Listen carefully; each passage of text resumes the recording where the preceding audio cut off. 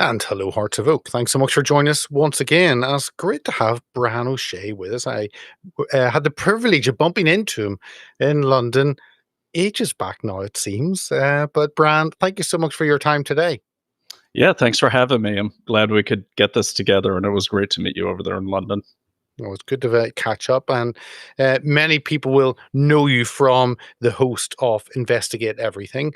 But your background, 30 years in military intelligence, government, and then over in the private sector. Maybe you want to give us a little bit, and of course your better half is Dr. Naomi Wolf, who's been on here regularly. Had the privilege of getting to know her over the years. But maybe you want to give us a little bit of your background before we get into this new initiative, Consumer Diligence. Want to do a deep dive into that, look through the Substack, everything, and all the links will be there in the description. But maybe give us a little bit of your background, Bram, before we get into this new project. Oh, yeah, great. My background really is I've just always loved finding things out, solving puzzles. And so it really starts with Tom Clancy's movies coming out with Harrison Ford when I was in high school. And right there, I decided with Hunt for Red October, which was the other guy, but Patriot Games, all those, I decided I wanted to go into that world. And so I did. I went into the army. I chose a military intelligence slot. I was trained in Arabic and then intelligence, electronic warfare back when it was not that electronic, and just kept the career going that way. And then when I got out of the military after 9/11, of course, I had a very high level clearance. So I went into working at two different agencies, one in Maryland and one in Virginia, for about the next decade and a half.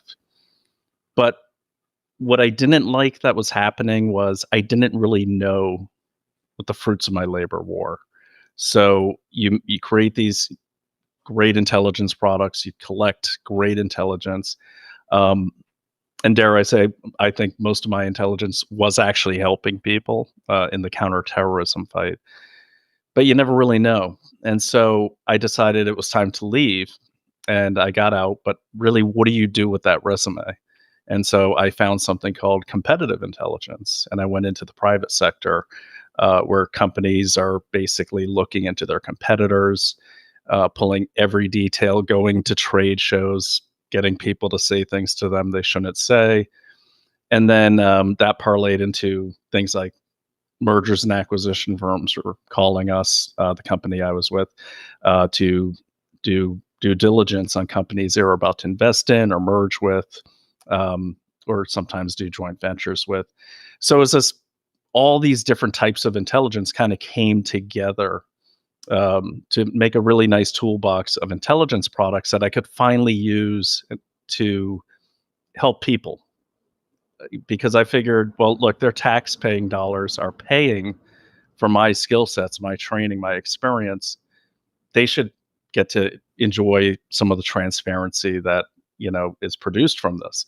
And that's why I wanted to go into the civilian area. And that's what we do now, is taking the skill sets of a collective of people, looking at companies or looking at bad people, looking at bad NGOs, and putting out an intelligence product or a due diligence product with no opinion unless it's labeled opinion.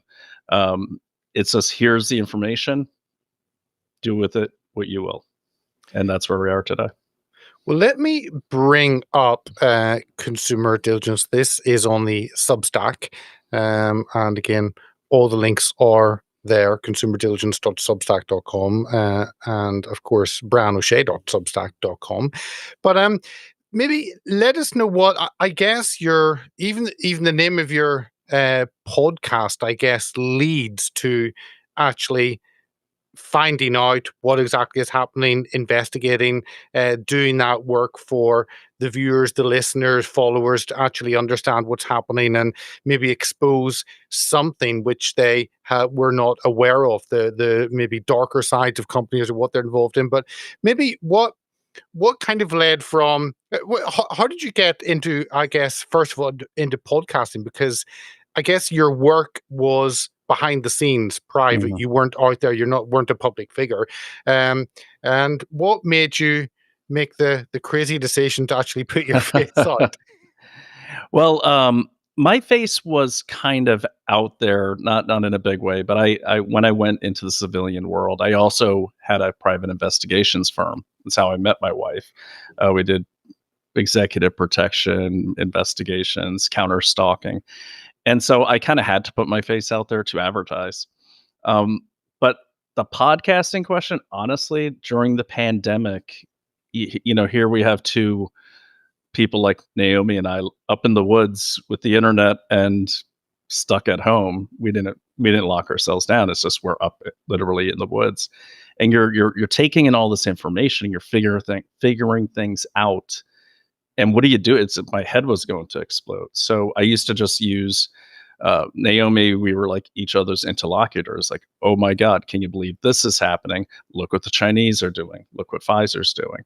But then she made the fateful decision to basically say that Biden was a fascist, and she suddenly was getting a barrage of invites to, and she'd always been a media figure, so it wasn't anything new to her. There'd just been a lull, just based on her work, and then all of a sudden it was this different kinds of media calling her, from Tucker Carlson to Steve Bannon to conservative media, and she'd come to me and she's like, "Should I talk to them?" I'm like, "You should talk to everyone, like you said, absolutely." And all of a sudden, I lost my interlocutor. So now my head's going to explode, because after she does 8, 9 podcasts a day, which is typical for her, she doesn't she doesn't have the energy to hear all these details of how I found out that Heason Pharmaceuticals is working with this company in America. And she's like, so she said, "Honey, why don't you just, like, I don't know, do a podcast or something, and then you could tell everyone what you're finding."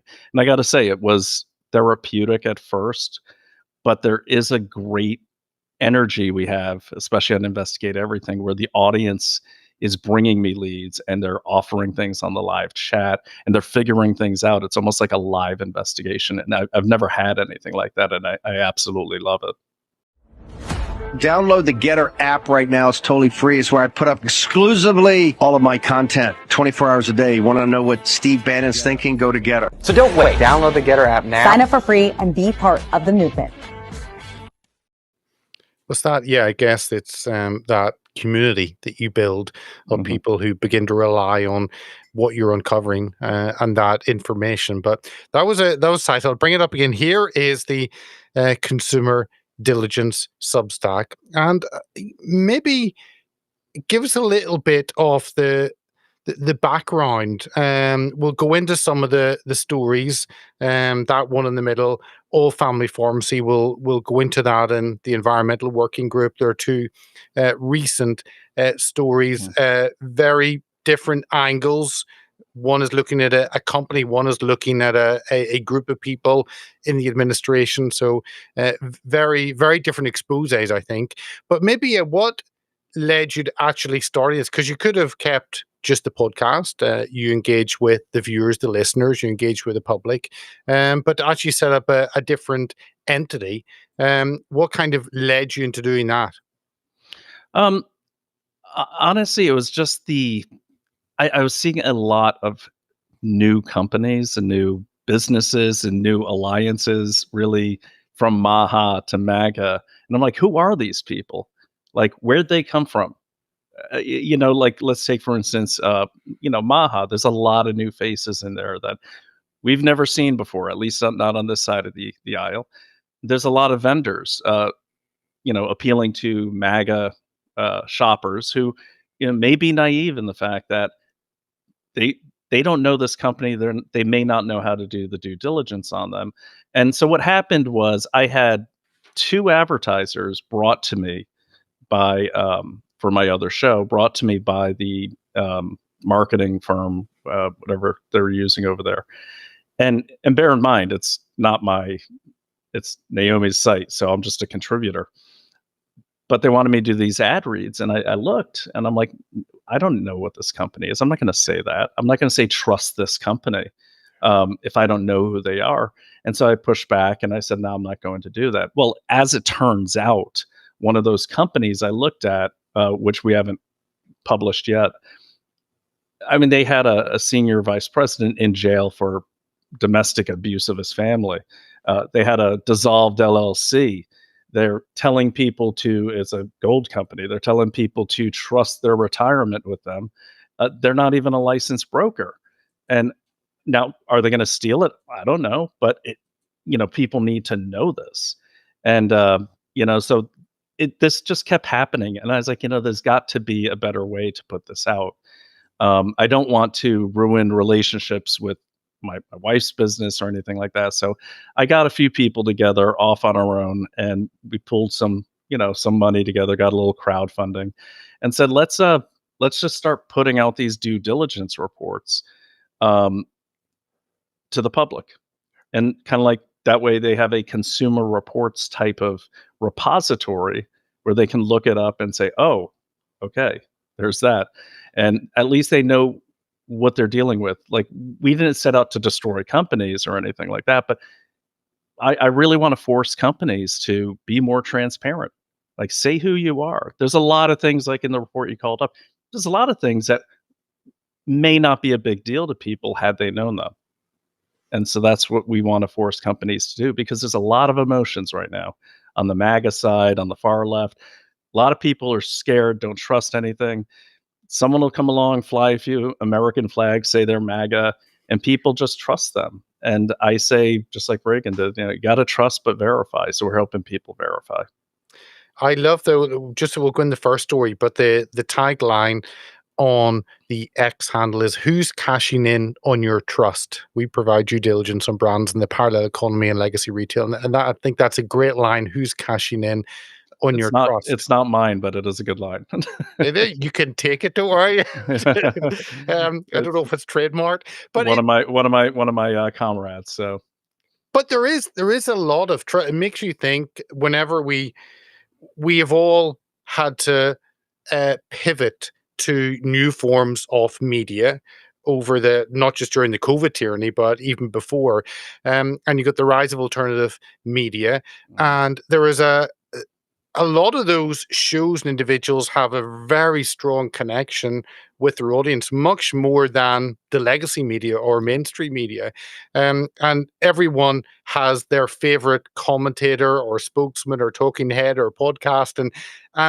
And there is that trust. So you're right. Whenever products are being promoted, that you have to realize the position you're in as a host, because your audience follow you, sometimes blindly, but they follow what you say because they trust you, and that's a good position to be in, but also can be a dangerous position.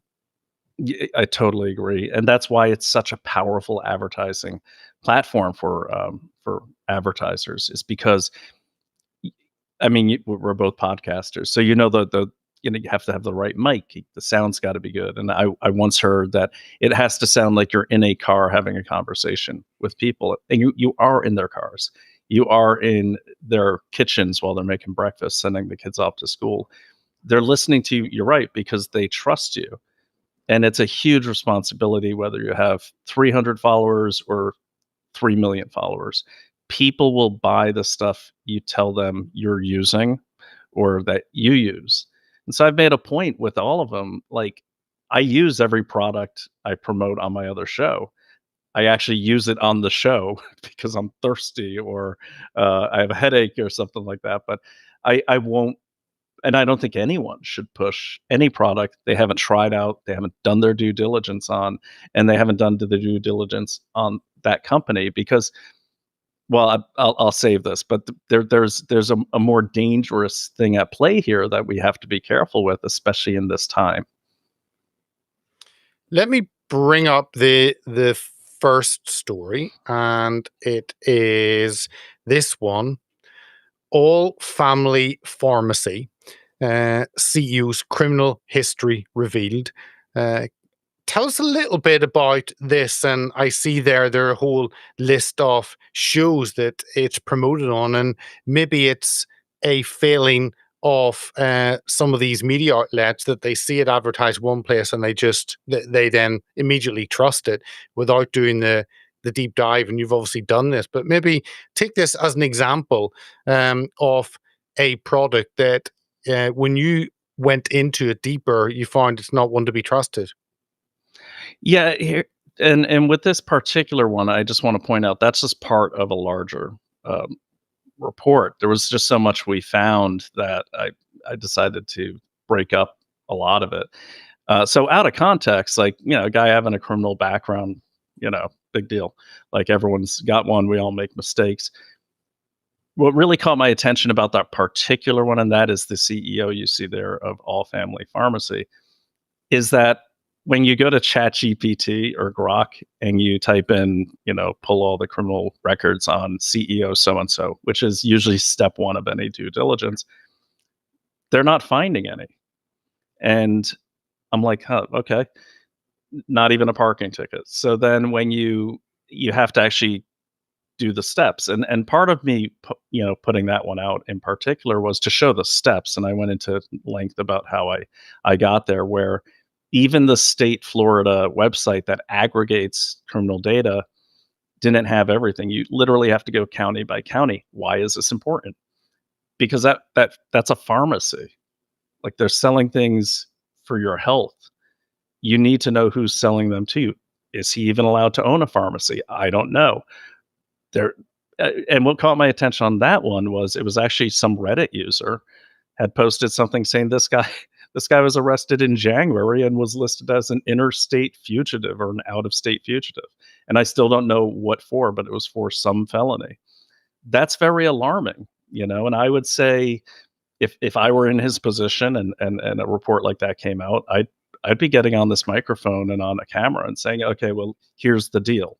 Because that's what people want. They want the transparency. That's what we want. But there's other things with that company. For instance, it appears they source their ivermectin from China directly. It's supposed to be a patriotic site being promoted by people like Liz Wheeler, Matt Gaetz, Donald Trump Jr. Should we really be allowing Americans to have ivermectin from China? Because hypothetically, China's my big area. If I wanted to get rid of the biggest headache in the world and I was China, that headache would be MAGA, right? Well, I know the vaccine. I can't get into the vaccine supply chain because they're not going to take it. MAGA's not going to take any vaccine. Well, what are they taking? They're taking ivermectin, hydroxychloroquine. I would try to get into that supply chain. And so I'm not saying that All Family Pharma's wittingly allowing this hypothetical, but what I am saying is that it's that kind of careless recklessness that I've seen in companies like this that allows our enemies to get into our supply chain. That, people just rushing to make money, it allows people to get in the door. And when these influencers are not doing their due diligence, or they are and choosing to go forward with endorsing these type of companies anyway, they're force multipliers for the wrong side, is how I see it. How I guess this is a health issue, and that's what's concerning because if you're promoting a coffee brand, then it's coffee, and you can decide whether you like that or not by the taste. But there are other products that you absolutely trust what it says on it because you trust the government have had that regulation and all of that. And the issue in health is strange because the UK, we don't have such a online pharma health industry as such, or even an alternative health system. It's when I look at the US, and I'm intrigued by the amount of products that are available, also intrigued to the prices of some of them, which seem to be exorbitant. But tell us a little bit about that, because just having products that actually claim to do something for your health, there's very little that you can do to actually check whether that is true or not. Well, I mean, there is and there isn't. I mean, there are supposed to be certificates of analysis which show you where the drugs came from.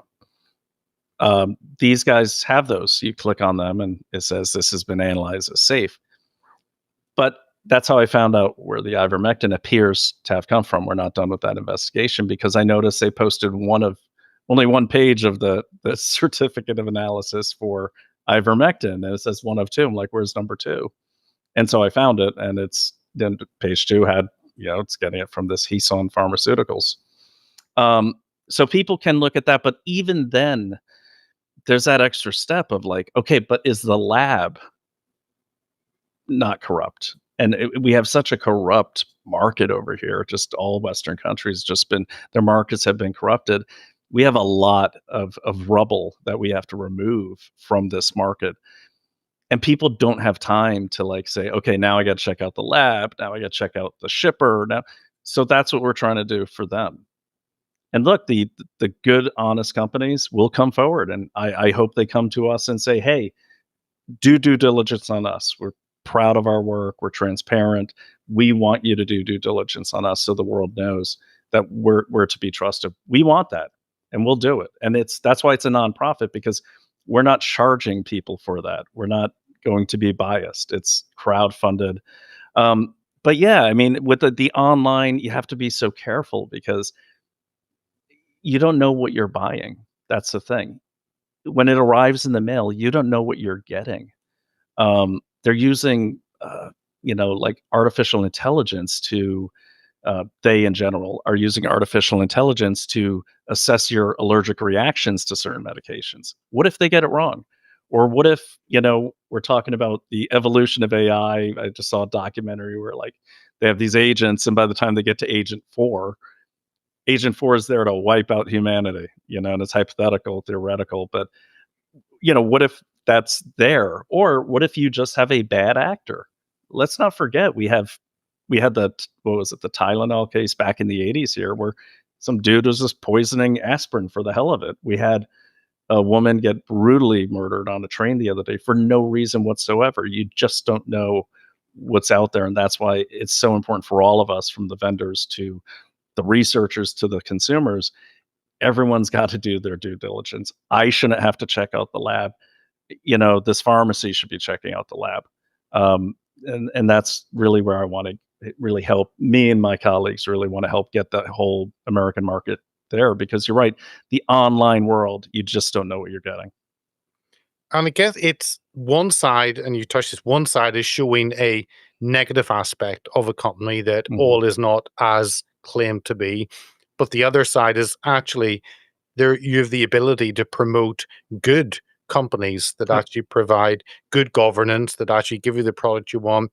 So I guess that you're working towards being able to give, I guess, a seal of approval to say, actually, we've gone through this and this company is a good one. So not only need you really to be having followers giving you information on failings of companies, but actually coming to you with companies that do what they say they should do, and it's a good company. Yeah, definitely. And let me just to clarify, we're not going to approve or disapprove any company. We're going to list what we found, and in as digestible a format as possible. We're not going to give it an A rating or a B rating, simply because we don't want to bias the consumer. We just want the consumer to get used to looking at due diligence and knowing what to look for, and we want to guide them through that process. And they're so well sourced, and everything's there. Everything's public too. We don't use any sources that you can't find on your own. But that's, yeah. So if a good company comes through, we just did another like pharmacy, and they did okay. It was pretty neutral, and didn't really find any skeletons in that closet. Maybe there's some stuff out there, and our viewers, our readers do send in stuff like, oh, I found this. They want to participate.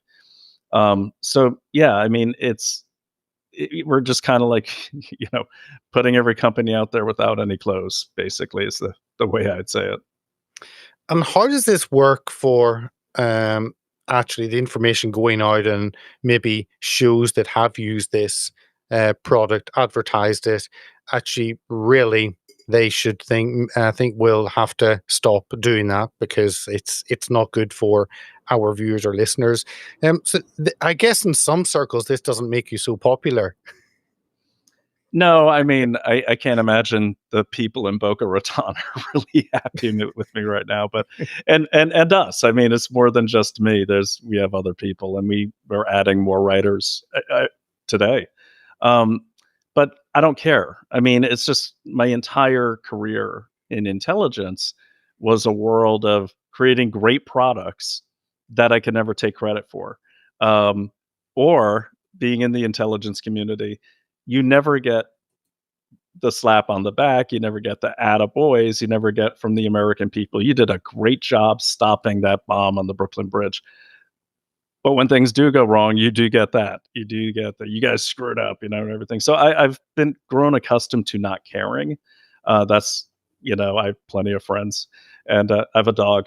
So it's one of those things where like that's the training is you don't care. You don't care if he seems like a nice guy. You don't care if these people over here have families and then this company is going to shut down and they're not going to be able to feed their family.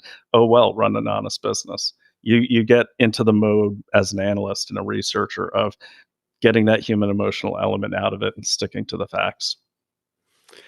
Let's jump on to one of the other stories that you've put up, and let's click on it's a lovely picture of Soros. I'm sure that's his favorite mugshot, but it was this Soros' shadow in Trump's HHS, the Environmental Working Group's infiltration. And there are a couple of things. One, you start on by talking about George Soros and kind of who he is and behind some of these groups, and then some of the individuals. Maybe you want to give us a little bit of a background on this. And again, it's a very different story. I think you've gone somewhere where maybe others may fear to tread because they don't want to antagonize any parts of the administration, but you're willing to go there. Tell us a little bit about kind of how this came about and what you found out. Well, so that's actually two of my colleagues put that together. And we have a council where we decide which companies we're going to look at, mainly based on what people are writing into us. So before we even formed, me and one of the writers, we've been friends for a while, and we'd been talking about Maha in general. And I said, it's a lot of people that seem to have hated MAGA just 6 months ago. Now all of a sudden it's kumbaya, which is great. I want America to be healthy again. I want us to be great again. I think we're pretty great right now and could always be better. But all of a sudden, it's kind of like what led to this is like, okay, first they're supporting DeSantis, a lot of these people, and then and hating and being vicious to President Trump. And then he goes away. Then they're supporting RFK Jr. for president and being vicious to Donald Trump and MAGA. And then he's out. So then all of a sudden they want in, but they make their own little team called Maha. Now, in my opinion, it should all be MAGA because I don't like teams like that. I don't think it worked out for Apple and Mac back in the day. But then I read this article in Politico about this threat apparently of like the Surgeon General Pick's brother threatening some the wellness company, I believe it was. And I read that in Politico. I'm like, what? And I thought that was odd. And then I noticed my wife is actually covering Casey Means, the Surgeon General Pick. And embarrassingly, when she asked me about it on a live cast, she's like, "Do you want to talk about Casey Means?" At that time, I was like, "I don't know who that is."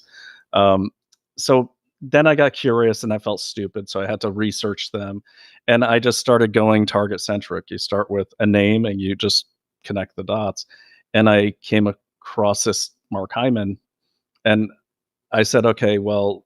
All of a sudden he's on all these boards of these green and eco things. And I know a lot of these people come from the left, like my wife does. And I'm like, okay, what led me to it, I guess, it's a horribly convoluted answer, but what led me to it is I spent a lot of time looking at the One Health initiatives during the pandemic, which are basically saying that animals and humans and plants are all equal, and we should shift the paradigm of public health management to address all these things simultaneously.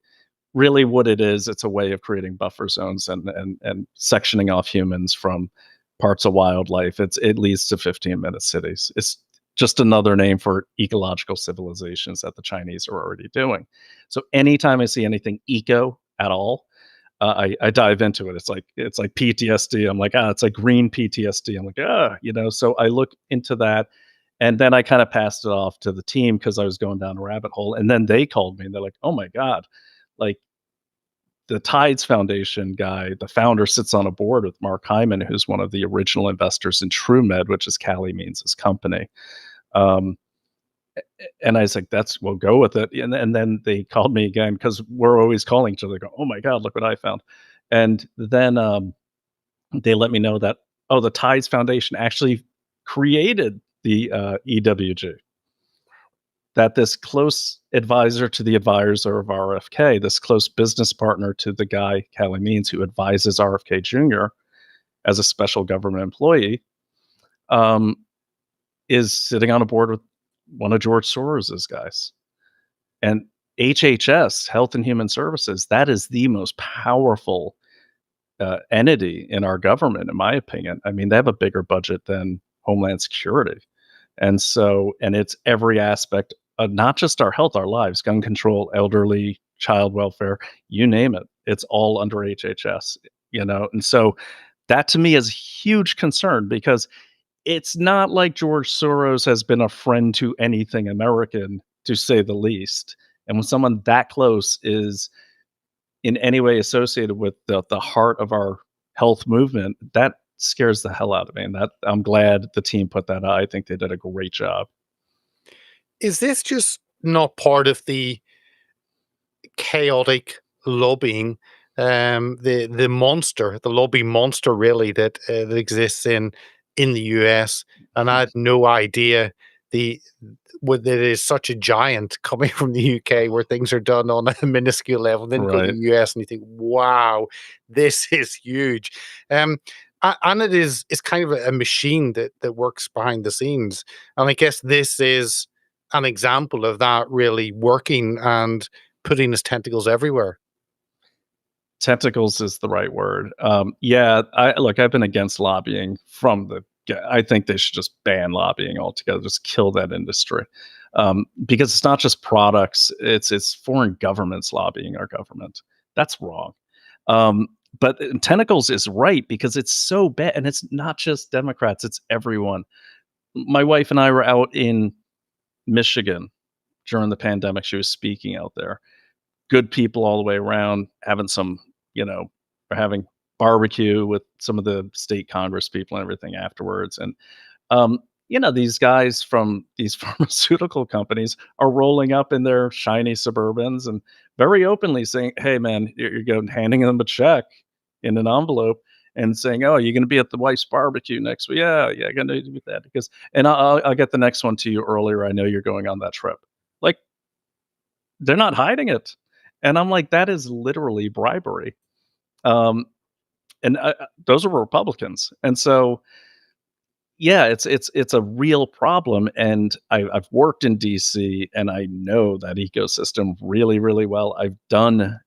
You just don't know who you're doing business with in DC. They could be a great guy today and a villain tomorrow. Take Fusion GPS, for instance. Very now notorious political opposition firm with Glenn Simpson. They were just doing political opposition. Okay. And then the media gets a hold of it. The wrong people come in. And next thing you know, they're the public enemy number one. I know those people. They're actually really good political opposition researchers. And I think Glenn's a great guy. I think they just got on the wrong side of the wrong lobbyists and the wrong power brokers in DC. And they became the person to throw under the bus for the whole Trump dossier thing. And that's how dangerous it is there. Like, every time you take a check from someone, they're owning a piece of you. And make no mistake about it, they are. If you want to recruit an asset in the espionage world, the one of your goals is to get them to take money. Whether you're doing competitive intelligence or government intelligence, you want to get your hooks into someone. First, you get them to give you things. First, you get them to violate their own laws.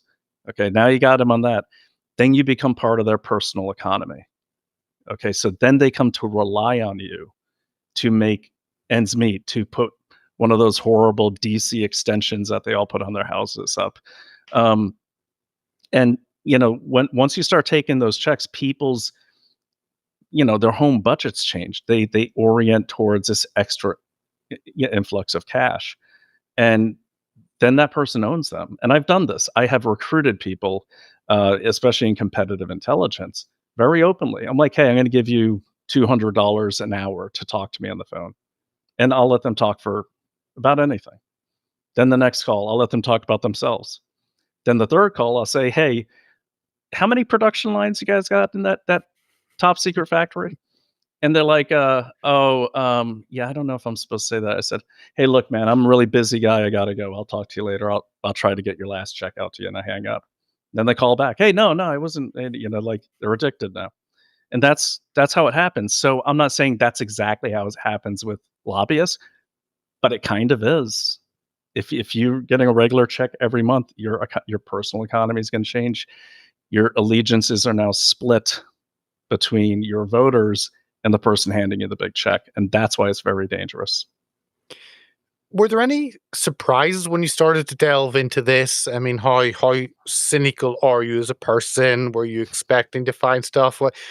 And I guess once you begin to dive in, you realize that actually this is going to be a big job. This is not going to finish at one or two companies, but there's going to be company after company after company. I wasn't surprised because I've done due diligence I used to be the part owner of the VP of a company called Centurion Intelligence. And this is what we did. And it would blow your mind. Like some of the CEOs you've heard of, like if you saw their past, you'd be like, oh God, or these companies. For example, we once had a job to look at this oil investment in Louisiana. And they had on the brochure these shiny facilities in this swamp down in Louisiana, and just like this giant fund in New York is about to invest in them. They called us. We sent people down and put them on flat bottom fan boats to go into the swamp. And there was nothing there but a guy that looked like Swamp Thing and a lot of alligators. It was a total scam. So I knew it'd be a big job. I warned the people who are working with me that, hey, if you've never done this, it's a big job. And what I tell them is don't go looking for anything.